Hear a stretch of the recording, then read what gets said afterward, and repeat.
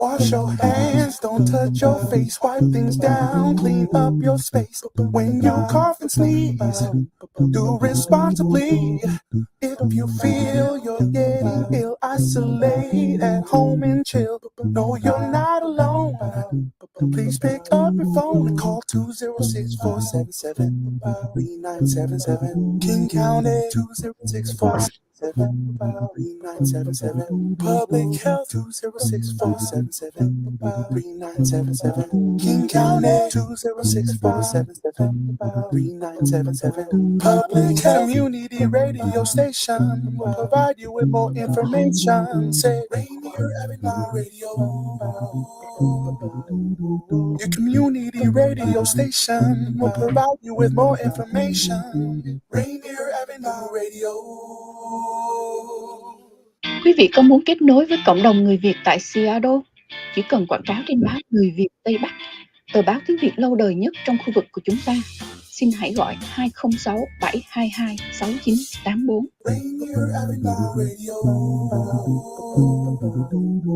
Your community radio station will provide you with more information. Rainier Avenue Radio.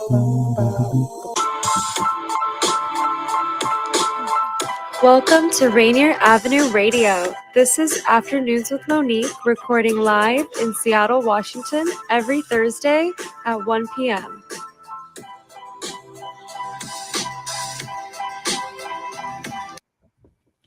Good afternoon, Seattle. This is Monique Lee from the Rainier Avenue Radio. You're on Afternoons with Monique, and today I have the pleasure of inviting a special guest. Her name is Claudia Castro Luna.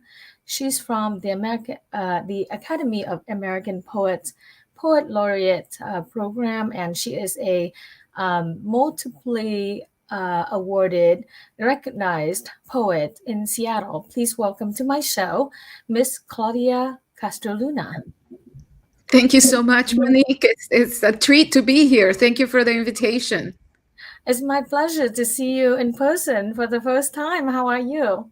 I'm doing well. It's a good day today. Yeah.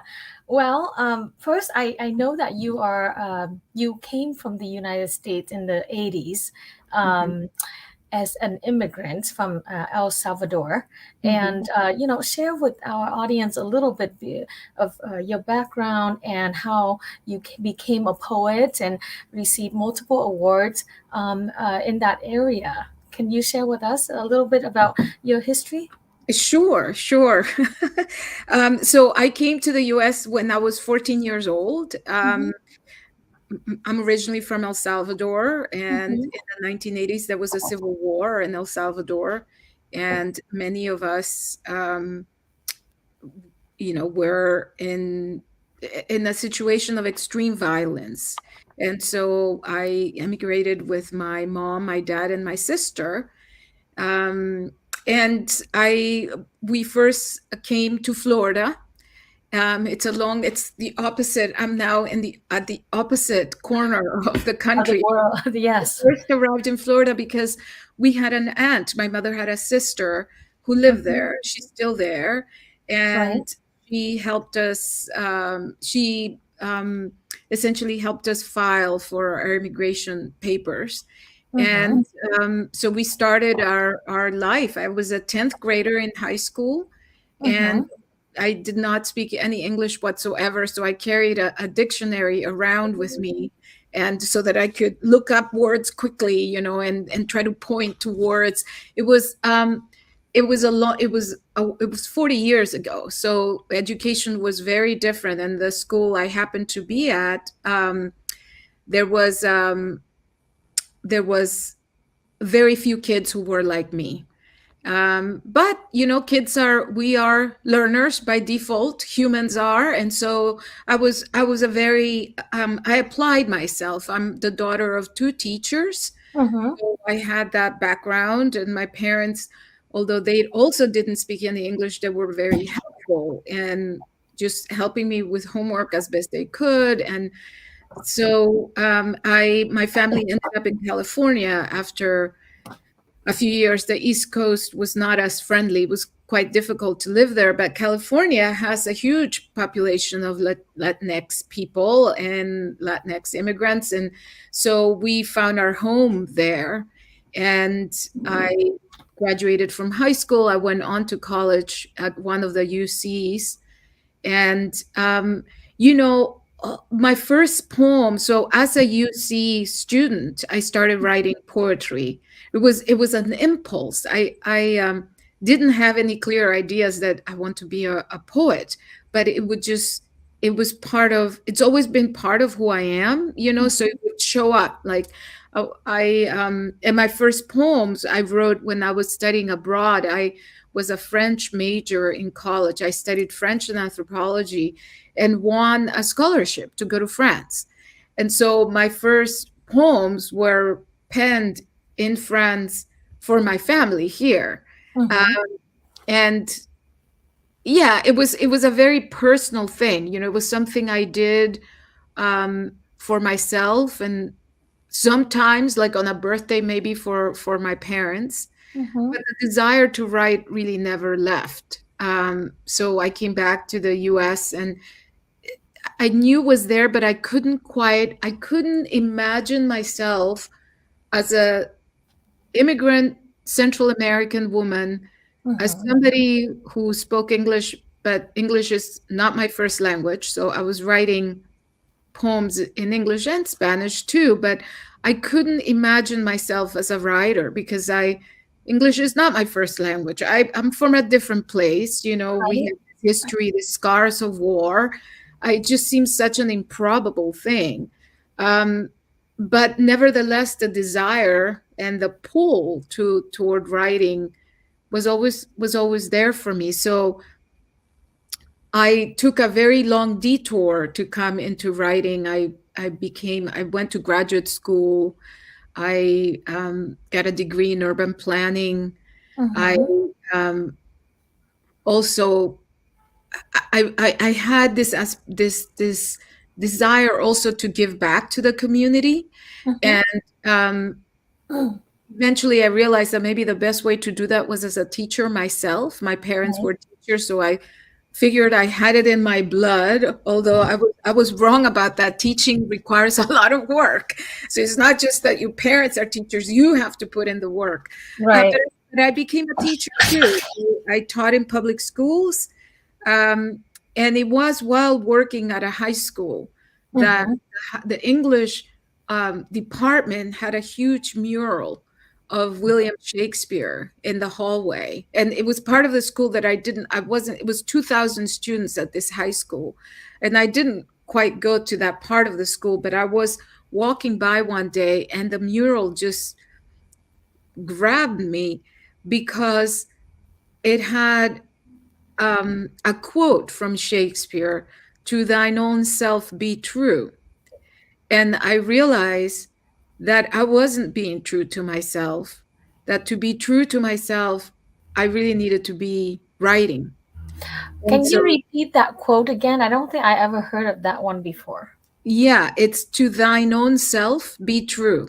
So be true to yourself. And it pierced me. It pierced me, and I stood there looking at the mural and at the quote, and I just thought, I love what I'm doing, but it's not really what I'm called to do. And I knew I would always feel remorse if I didn't go and give writing a chance. So I have a very supportive husband. And I talked to him and I said, I really want to go and do an MFA and really study poetry. By then, I was taking classes at a local community college. So I had been taking in the evenings after work, I would go to the community college. And community colleges are wonderful places for people, for all of us. But if you have a particular pool, it's a good way to be supported. I felt very supported made as a writer there.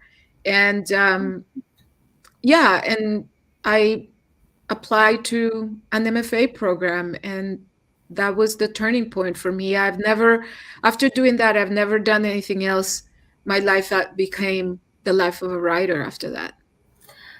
What is the program called? MFL? MFA, a Master's of Fine Arts. Oh, okay. So you came here as an immigrant at 16 or so? 14. And so, I came here when I was 17.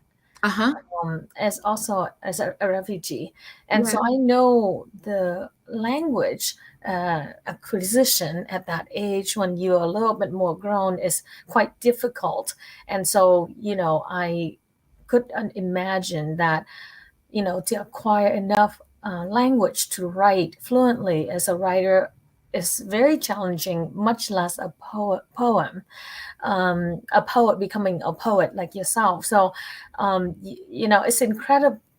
It's an incredible gift of language that you must have. Thank you. And because I am also a writer, and I know how hard it is to search for the right word to express oneself. I can truly appreciate where, the amount of effort that, a 14-year-old and, go through graduate school, level of intelligence you must have to become a poet. And then, you have a master in urban planning, which is as unromantic as can be. So I understand that you are raising chicken and farming somewhere in the Duquamish seceded area. And I looked that up on the map to find out, okay, how far is this from the city?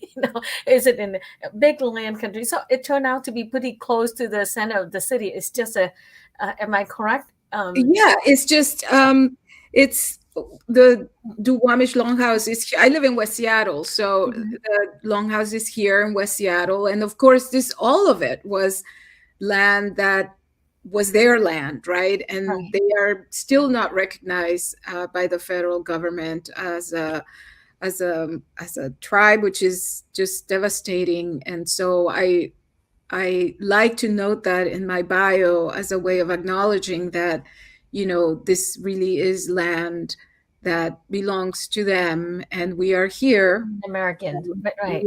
Yeah, we're here and we're grateful, but just to acknowledge that. And I can appreciate that. Now, you have, so far, you have several published work. I believe like at least 3 or 4 here that I had a chance to look up.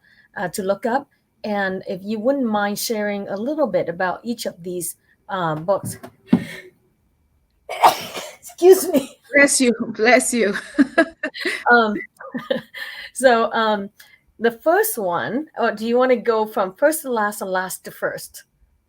I think the easiest, maybe from the first to last. The last one is due to come out in May. So I shared the cover of the book, and I'm planning a big reading for it here in Seattle and elsewhere. But yeah, so the first book I wrote and published is titled This City, and I don't even know, this book sold out. I don't even know if there's many. Mine is really super, torn up from carrying it around and from reading work from it. Then I published a book called Killing Marias, which is a poem about the murdered and disappeared women on the U.S.-Mexico border in Juarez, Mexico. And this book has had a really amazing trajectory, including being used by 2 Seattle Times journalists who recently won an Emmy for it.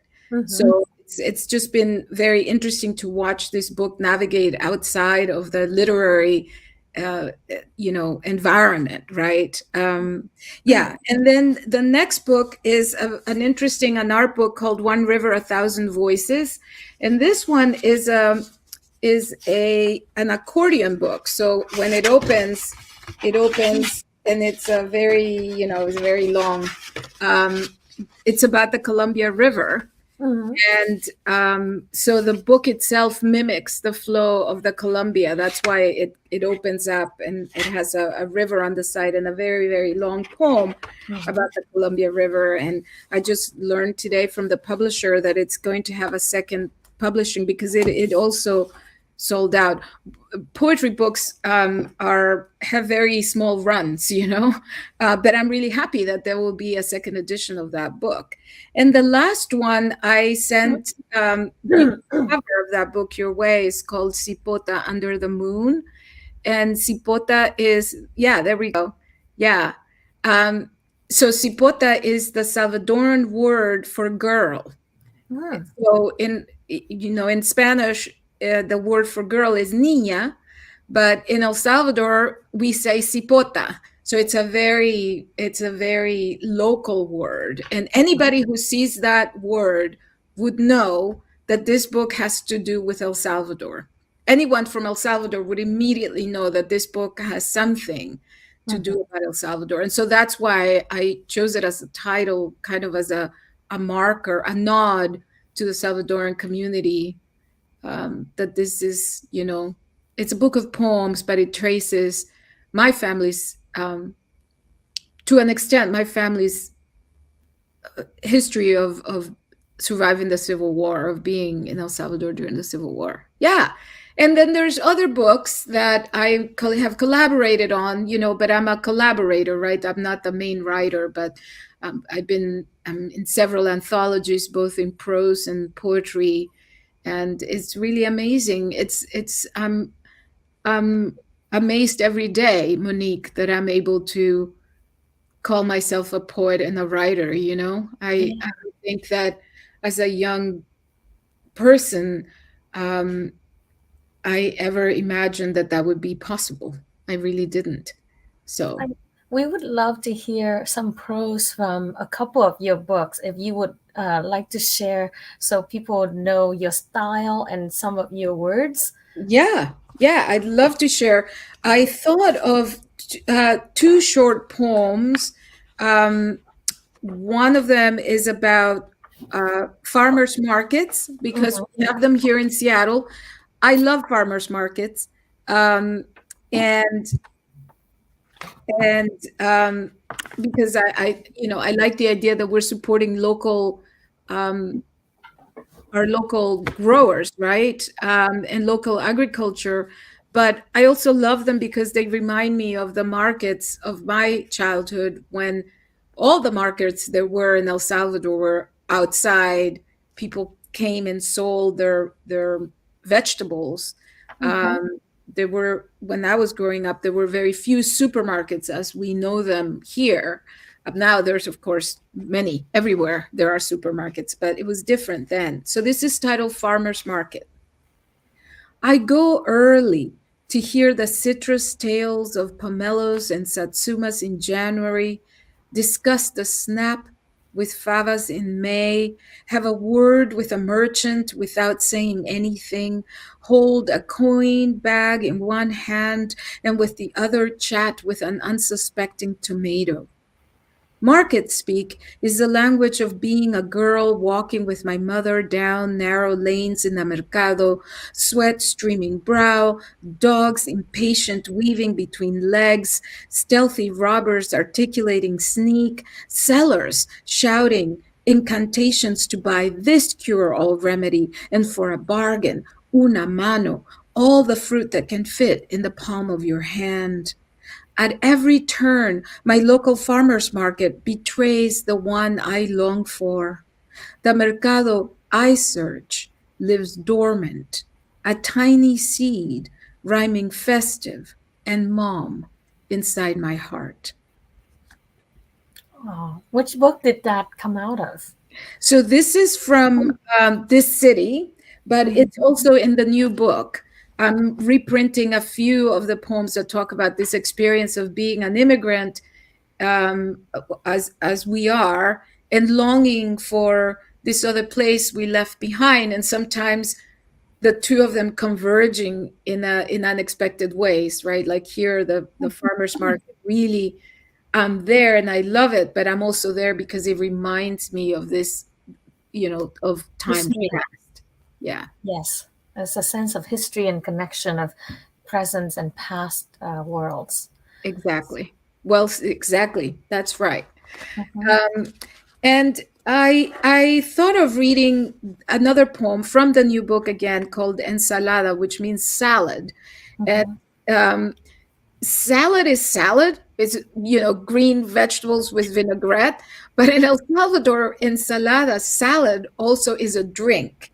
And, Oh, and this drink is made up of finely chopped lettuce and apples and pineapples, but finely chopped, and has a really wonderful, refreshing taste. So that's the title of this poem, making reference to that drink. And I'm reading it because I have been blessed to be able to return to El Salvador and to visit family. It took a long time to be able to return, but I have gone back, and it's just an amazing experience. So this is making reference to that. So when did you, before you read, when did you come back and visit your home country? I've gone back several times. The last time was last year, as soon as my father got his COVID shots and I had mine, and Mhm. I felt that I could travel safely. As soon as that happened, I jumped in a plane and I went to visit my dad.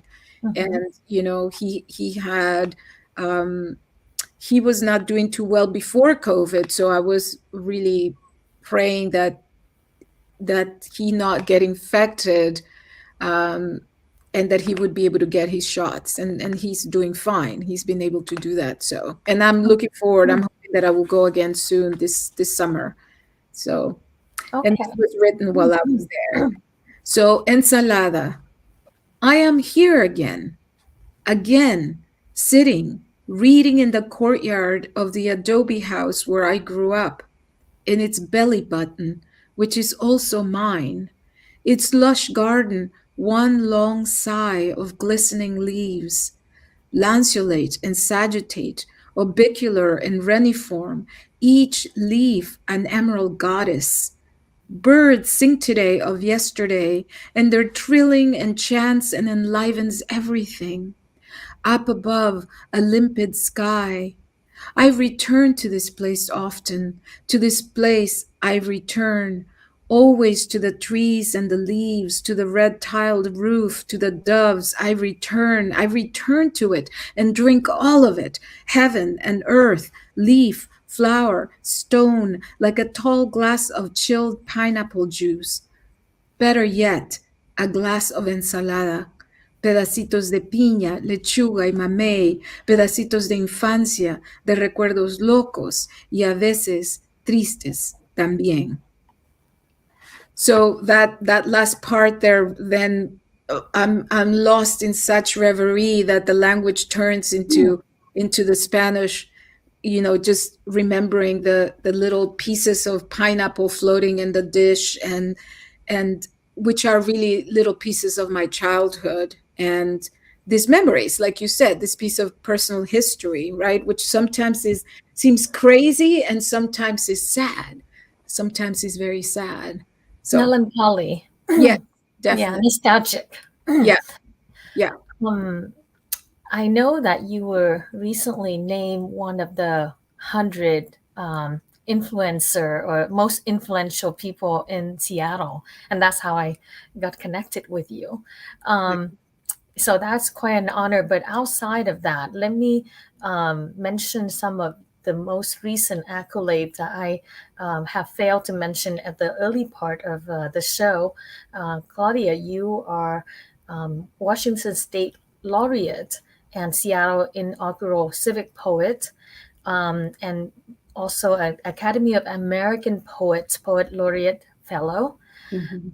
You have these wonderful 4 books that composed of wonderful poems, and we would love to feature some of these work. If you have a website that people can go to look at your work and your history, because I always believe in context, knowing where or who the person excuse me, who write those words, the context provide a lot of meaning and richness to the words. So, if you have a website that people can come and look at some of the work you do, that'd be great. What is it?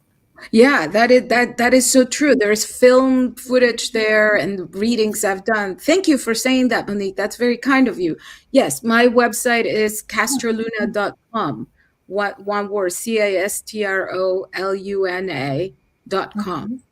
Yeah. And I think we have a couple of minutes left that I would like to read from one of the reviews that I've seen on your website by some of your publishers about this recent book that you have coming up in April 2022 called Sipota Under the Moon. This is what Elliott Bay Book Company, Rick Simonson, has to say about this wonderful book. Claudia Castro Luna's stunning book of poems, Sipota Under the Moon, is one of remembering and reckoning. Poems arch back to a Salvadoran childhood and adolescence marked by blossoming, coming into being beauty, and wrenching, shattering terror. The two often intertwine and come forward to a present decades later, palpable aftershocks of trauma and forced displacement still being lived. This book bravely meets those aftershocks, an intimate poet voice recalling and realizing violence and cruelty with fierce tenderness. What Amy Hempel, paraphrasing an Arab proverb, says, "When danger approaches, sing to it. With radiant voice, this book sings to it all." So wonderful review or commentary by Elliott Bay Bookstore. So congratulations on your work, and I wish you every success with this new Thank you. book. Thank you so much. That is so kind of you. Thank you. And thank you for inviting me. I'm thrilled. I love it. I love your show. I think it's just wonderful what you do. I've seen a few of your interviews and just admire you deeply for your work. So Thank you very much, Claudia, for coming on my show and sharing the Seattle and Washingtonian, your beautiful verses and your name. We'll look forward to seeing more of your work in the near future, and your book's coming out. So everyone, check out her website. Thank you so much. Have a great afternoon. You too. Thank you. Yeah, Next week, yes, you're on Rainier Avenue Radio, and I'm Monique Lee, host of the Afternoons with Monique show. Next week, we'll have another special guest. Dr. Alicia Thompson will talk about mental health problems and suicide issues with domestic violence in, during COVID and after COVID. So looking forward to seeing all of you on Afternoons with Monique. Have a great afternoon,